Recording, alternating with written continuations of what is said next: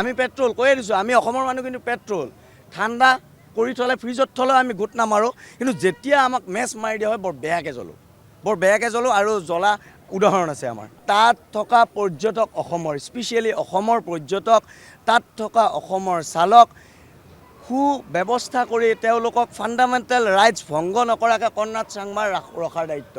যদি তেখেত আমাৰ চালক বা আমাৰ পৰ্যটক যদি এডাল নোমো হিলি যায় তেতিয়াহ'লে দিগদাৰ আছে। কিন্তু ইয়াত আমি ঘাইপথ দুটা অৱৰোধ কৰিম, 27 নং আৰু 6 নং দুটা এই দুটা অৱৰোধ কৰিম। GS ৰোড মেঘালয় যোৱা আৰু অহা এই দুটা ৰাস্তা অৱৰোধ কৰা হ'ব।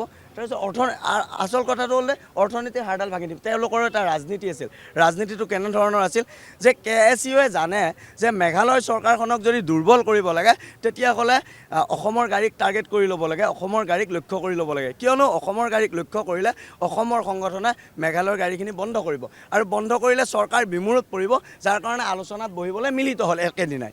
আমি বন্ধ কৰিলোঁ, তাত মিলিত হ'ল। এতিয়া চাওক দেই, সিহঁতে যদি ৰাজনীতি কৰি আমাক বলিৰ প্ৰথা সাজিছে, সিহঁতৰ অৰ্থনীতিৰ আজাৰ ভাঙোতে আমি আৰু এতিয়া চিন্তা কৰি লাভ নাই। সাংবিধানিক ধৰণৰ চিন্তা বা সংবিধানৰ দোহাই দি আমি এৰি দিলে নহ'ব। প্ৰশাসনৰ ফালৰ পৰা অসমৰ প্ৰশাসনৰ ফালৰ পৰা আমালৈকে এতিয়ালৈকে একো মেছেজ দিয়া নাই। বৰঞ্চ আপোনালোকে গম পাইছে যোৱাকালি কিছু সংগঠনে এই সংগ্ৰামখন হাইজেক কৰিবলৈ চেষ্টা কৰিছিল।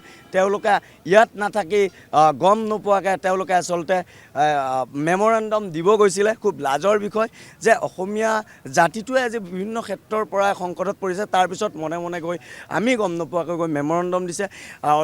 যিটো সংগঠনে কাম কৰি আছে সেই সংগঠনটোৱে গম নাপাব, খুব লাজৰ বিষয়। প্ৰতিটো সময়ত আমাৰ মাৰ খোৱা নহ'ব, এইটো স্পষ্ট কৰি দিছোঁ কথাটো। আৰু যিসমূহ গাড়ী আহি আছে এতিয়া গাড়ীখিনি গুৱাহাটীলৈ যাওক, কোনো কথা নাই। যেতিয়া আমি দুয়োটা ৰাস্তা বন্ধ কৰিম তেতিয়া কি হ'ব, মেঘালয়ৰ অৰ্থনীতিৰ আধাৰডাল যদি আমি 6 ঘণ্টা ব্লক কৰোঁ 6 ঘণ্টাৰ কাৰণে ভাগিব, যদি 8 ঘণ্টা ব্লক কৰোঁ 8 ঘণ্টাৰ কাৰণে ভাগিব।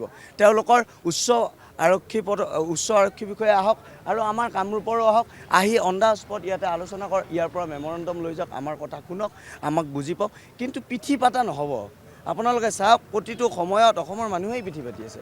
বাৰম্বাৰ কৈ আছোঁ আৰু এইখন অকল কেব চালকৰ আচলতে সংগ্ৰাম নহয়। আপোনালোকে লক্ষ্য কৰিব যে তেওঁলোকে অকল যে বাণিজ্যিক বাহনৰ ক্ষেত্ৰতে সীমাবদ্ধ আছে তেনেকুৱা নহয়। তেওঁলোকে পোনপ্ৰথমবাৰৰ বাবে আক্ৰমণ কৰিছিল এখন ব্যক্তিগত বাহন আৰু জঁপিয়াই যেনেদৰে হেডগ্লাছ ভগা হৈছিল, এনেকুৱা লাগিছিল যেন তেখেতলোকে পৈশাচিক আনন্দ লৈছে গ্লাছখন ভাগি।